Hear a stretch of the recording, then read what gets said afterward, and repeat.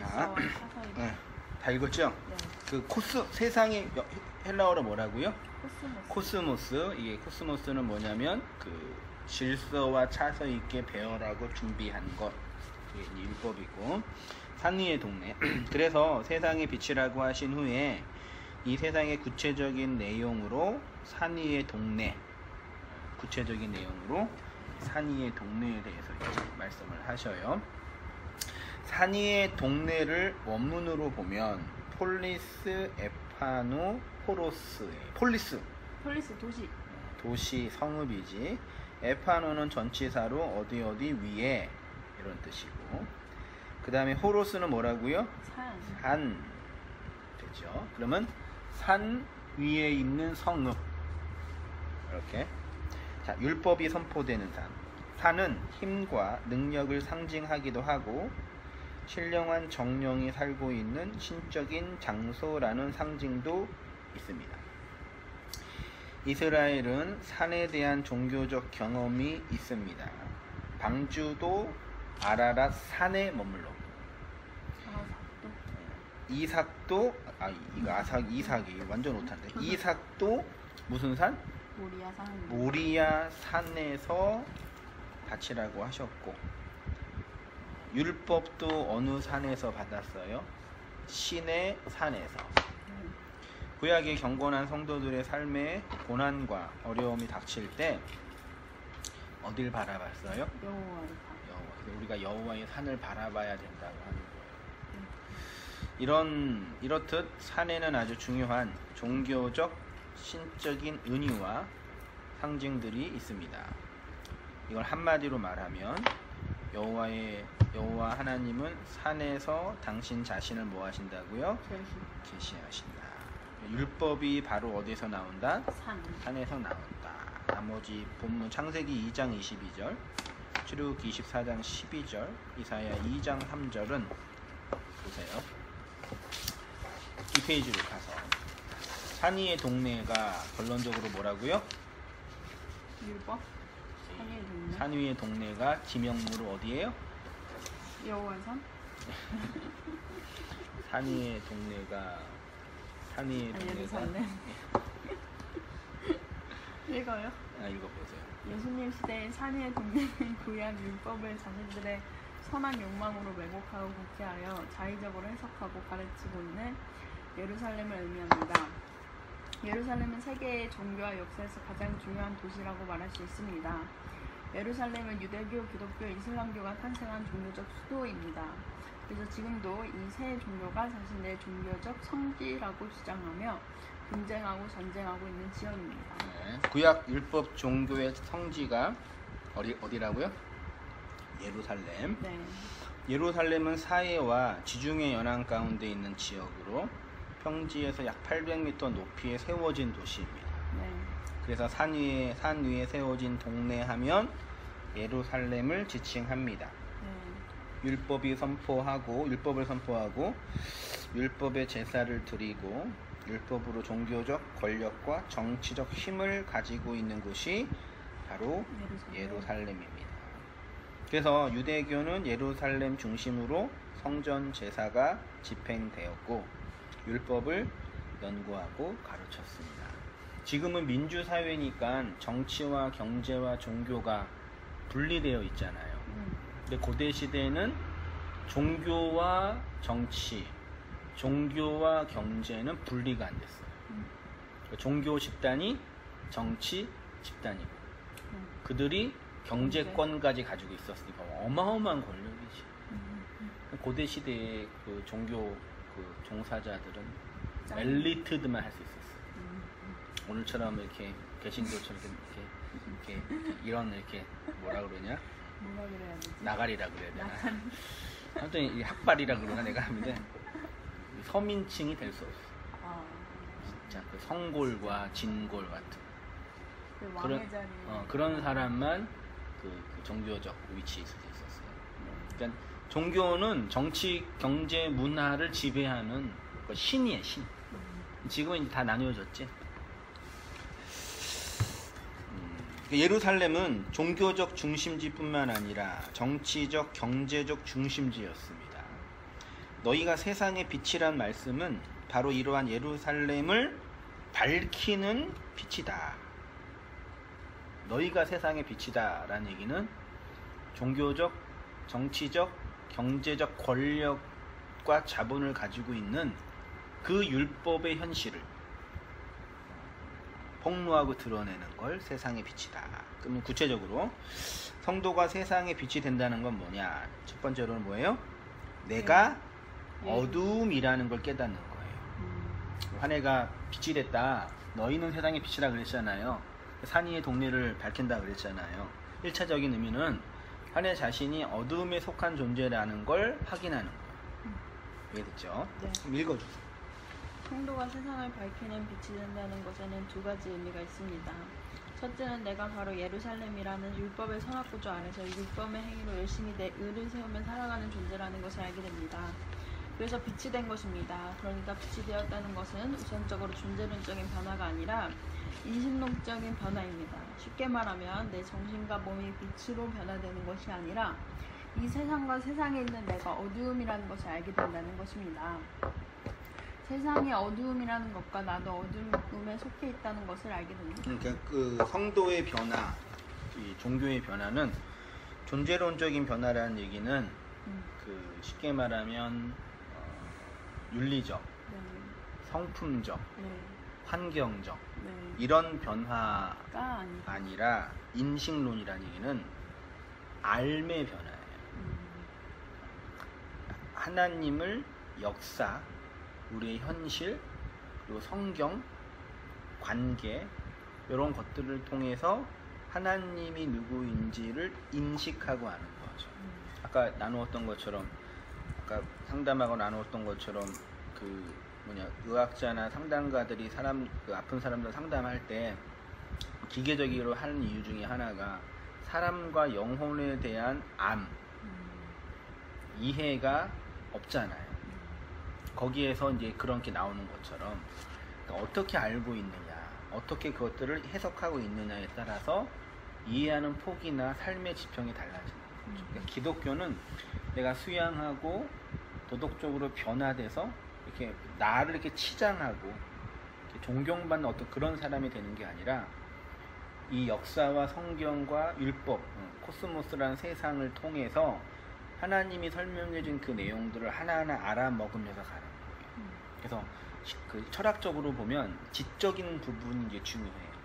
이해하는 거, 알아가는 거, 깨닫는 거. 그래서 아까 처음부터 계속 얘기했던 게 삶에 대한 이해, 역사에 대한 이해, 나의 존재에 대한 이해, 또 유체에 대한 이해도 필요한 거죠. 됐죠? 그래서 이제 성도의 부르심을 보면은 로마서 1장 21절을 보면 하나님을 알되 하나님을 영화롭게도 하지 아니하며 감사하지도 아니하고 오히려 그 생각이 허망하여지며 미련한 마음이 어떻게 됐어요? 마음이 어두워졌다. 지적으로 어두워졌다. 그 뜻이에요. 그들의 총명이 어두워지고 하늘은 이제 밝아졌어요. 그 무지함과 마음의 굳어짐. 이제 무지함이 아니라 알미 있냐 이게죠. 굳어진 마음이 아니라 부드러운 마음이 됐냐 얘기죠. 하나님의 생명에서 떠나 있는 현실이 아니라 하나님의 생명, 지난주에 영생 그런 얘기인 거죠. 그렇죠. 그게 이제 지성적인 어두움과 관련된 거예요. 어떻게 그러면 어두운 사람이 빛을 경험하냐? 어떻게 해요? 주의 말씀을 뭐 하면? 열면. 보여요 본문? 10편 119편? 말씀을 연다라는 게 뭐 같아요? 열면이요? 말씀을 연다라는 게 뭐 같아요? 말씀을 연다. 말씀이 뭐 문인가? 그게 말이에요. 말씀을 연다라는 게 뭐냐면 말씀을 푼다. 말씀을 펼친다. 그래 푼다. 펼친다. 그게 뭐냐면 강해한다. 강론한다. 한승희 목사가 설교하는 건 뭐냐면 말씀의 의미가 닫혀져 있잖아. 아까 나누었던 것처럼 의미가 닫혀져 있잖아요. 네. 그래서 뭔지 모르는 거예요. 여기 목사님 지혜로운 사람은 뭐고 천난 사람은 뭐예요. 닫혀져 있잖아요, 의미가. 근데 그거를 잘못 열면 잘못 이해하는 거지.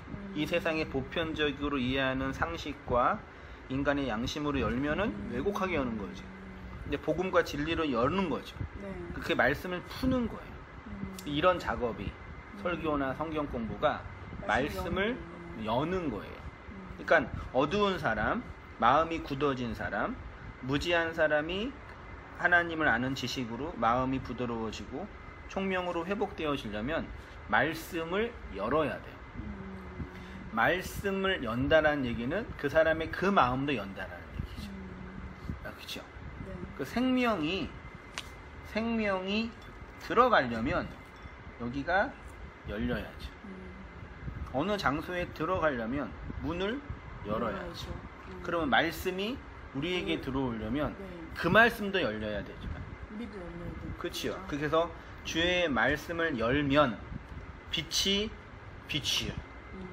우리도 열어서 예. 빛이, 네. 우둔한 사람을 뭐하게 한다? 깨닫게 그 생명과 그것이 그거였군요를 알게 되는 거죠. 그래서 믿음은 들음에서 나고 들음은 그리스도의 말씀이라고 한 의미에서 말씀을 계속 가르치고 진리를 계속 선포하고 말씀을 풀어내는 게 어둠 속에 있는 사람을 풀 수 있는 유일한 방법이 되는 거죠. 됐죠? 네. 나머지는 고린도 후서 4장 6절 밑에 보면 네. 어두운 데서 빛이라 말씀하셨던 그 하나님께서 예수 그리스도의 얼굴에 있는 하나님의 영광을 아는 빛을 우리 마음의 그 영광스러운 진리의 빛이 확 비치는 거죠. 됐죠? 그래서 내가 어두움이라는 거, 내가 산 위의 동네 예루살렘이라는 걸 먼저 아는 거예요. 빛이 된 성도는. 두 번째, 성도가 세상에 빛이 된다는 얘기는 세상이 어두움에 속해 있다라는 걸 아는 거예요. 이렇게 내가 율법이고 어두움이라는 것을 깨닫게 된 성도를 빛이라고 합니다. 그래서 율법의 세상을 밝히는 빛이 됩니다. 그러니까 예수님이 팔복을 받은 성도를 세상의 빛이라고 할 때 이 세상은 우리가 살고 있는 불신의 세상을 가리키는 것이 아니라 율법 종교를 가리키는 것으로 성도가 이 세상에 도움을 주고 영향력을 미치는 존재가 아니라 우리가 살고 있는 이 세상이 율법의 세상임을 폭로하고 드러내는 존재가 되는 것입니다. 이 세상이 율법이고 어두움임을 밝히는 존재를 뭐라 그런다고요? 빛! 너희가 주 안에 전에는 어두움이었더니 이제는 주 안에서 뭐다? 빛이다. 베드로전서 2장 9절 한번 읽어주세요. 그러나 너희는 택하신 족속이여 왕같은 제사장들이여 거룩한 나라요 그의 소유가 된 백성이니 이는 너희를 어두운 데서 불러내어 그의 기이한 빛에 들어가게 하시니에 아름다운 덕을 선포하게 하려 하심이라. 그렇죠. 너희는 환해는 택하신 족속이요 왕같은 제사장들이요 거룩한 나라이고 그의 소유가 된 백성인데 그럼 구체적으로 뭐냐? 환해를 어두운 데서 불러내요. 내가 어두움이라는 걸 아는 사람이 빛이 된 거예요. 네. 그의 기이한 빛에 들어가게 하신 이에 내가 어두움이었는데 그 어두움이었네요를 아는 것을 빛이 된 거고 그 빛을 선포하고 선전하게 하려고 우리를 어두움 속에서 불러내셨다. 이 말씀하신 거예요. 네. 그래서 예수님은 산 위의 동네 예루살렘이 숨겨지지 못할 것이라고 하십니다. 산에 빛이 된다, 세상에 빛이 된다는 얘기는 산 위의 동네, 이 율법의 산을 밝혀 드러내는 빛이 된다고 하는 거고요. 그래서 집안 모든 사람에게 비친다. 그렇죠?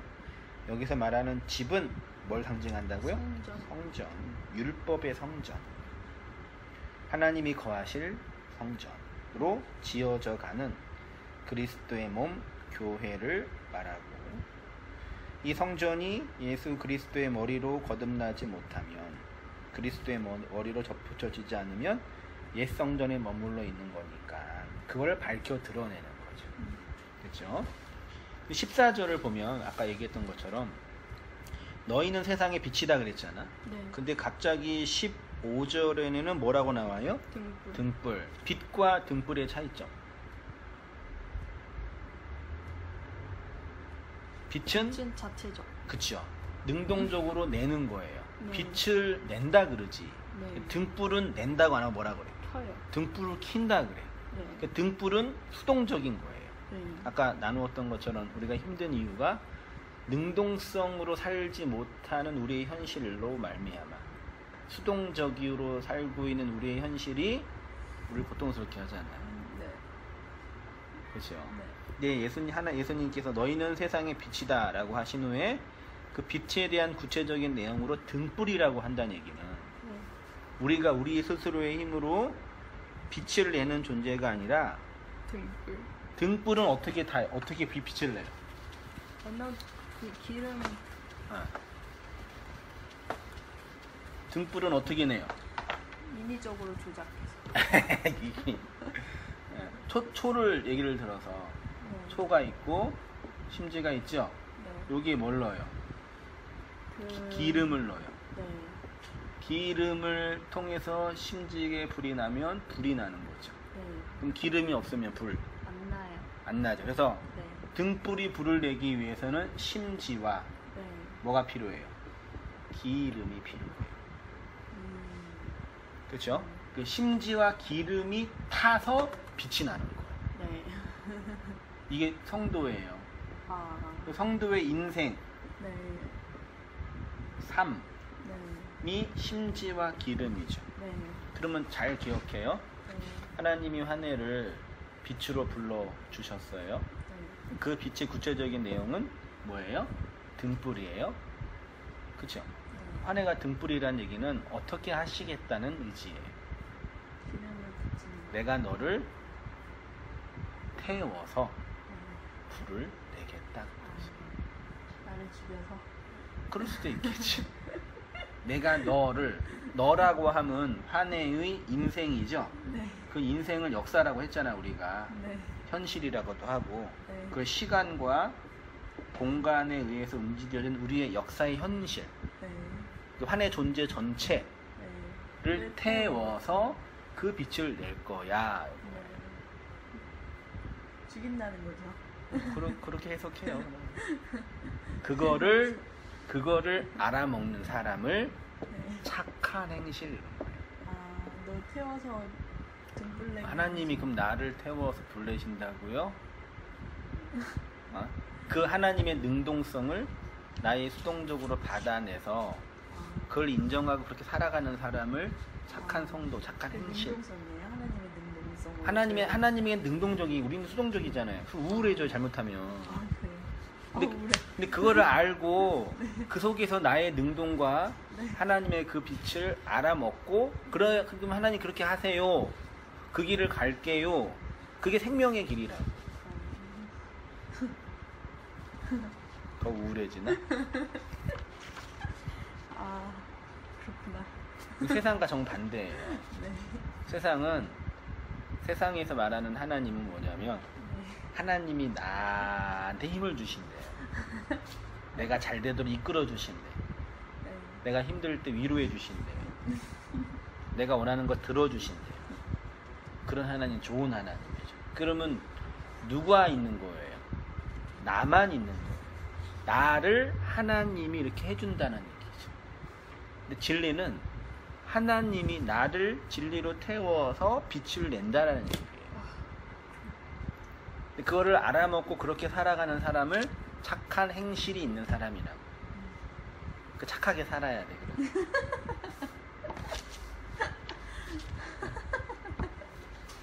그렇군요. 미치겠지 아주 그냥. 진짜 미치겠지. 어떻게 이 세상을 맨정신으로 살아가 그러니까. 아, 그래서 내가 이걸 어떻게 표현했냐면 우리 역사인데 이거를 진리의 심지, 아, 성령의 기름. 아. 그래서 성도는 반드시 뭘 구하게 될까? 그 불 라이터. 아이 라이트한 불이 아니라 이게 없으면 못하니까 뭘 구해요? 하나님 내 인생에 그 진리와 네. 그 성령을 주세요. 그 네. 구하라, 찾으라, 문을 두드리라. 그러면 구하는 자에게 뭘 줘요?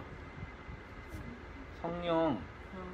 그런데 너희가 정욕을 위해서 네. 잘못 구하니 네. 구하여도 얻지 못하는 거야. 성도는 뭘 구해요? 심지. 진리와 성령을 구해요. 네. 근데 대부분의 사람들은 나 밥 줘요. 정욕을 위해서 잘못 구한다고요. 그래서 하나님이 안 주시는 거예요. 네. 뭘 안 주세요? 심지랑. 성도, 착한 행실이 뭔지 아는 성도는 심지. 이게 하나님이 행하심인 거예요? 그럼 내 인생을 태워서 그 진리를 밝힌다고요? 그러면 그 진리와 그 성령 저한테 주세요. 그때 성도가 죽는 거예요. 뭐 하나님 내 육체가 잘라지고 뭐 돈 잃어버리고 하나님 내 육체 가지고 어디다 쓰시고 돈 가지고 어디다 쓰시 하나님. 그렇게 간구하고 기도하는 걸 나의 죽음이라. 그렇게 기도하는 사람이 세상에 어디 있어요? 하나님 이거 주세요, 저거 주세요, 응답하게 해주세요, 당선되게 해주세요, 돈 주세요, 합격하게 해주세요. 그건 나쁜 거 아니야. 네. 근데 그거는 우리가 삶의 문제, 삶의 현실의 문제니까 지지고 볶고 싸우고 전쟁터에 나가서 이겨내야 되는 거예요. 네. 이번에 저번에 그 펜싱 그 청년 난리 났잖아. 할 수 있다, 그게 유행이잖아요. 그래요? 몰라? 네, 뭔데요? 근데 그 사람 엄마였나? 그 사람 어머님이 불교 신자래. 네. 전국 사찰을 돌면서 네. 108번뇌를 진짜 진심으로 치성을 들여서 했대. 네. 그래서 된 거라고 하는 거야. 아. 그러면 반론이 나오잖아. 그러면 네. 그 청년과 싸웠던 그 세계 챔피언 그 사람 부모는 기도를 안 한 거 하나님께? 신에게? 말이 안 되잖아요. 네. 그러니까 그런 식의 내 욕망을 달라고 하는 기도는 잘못된 기도다. 그거죠. 요걸 구하는 거죠. 그 성령을 구해요. 네. 그 진리를 구하고. 네. 하나님이 그렇게 나를 태워서 네. 빛을 내신다고 그러시는 거예요. 그걸 알아먹고 살아가는 사람을 착하게 살아가는 사람이다.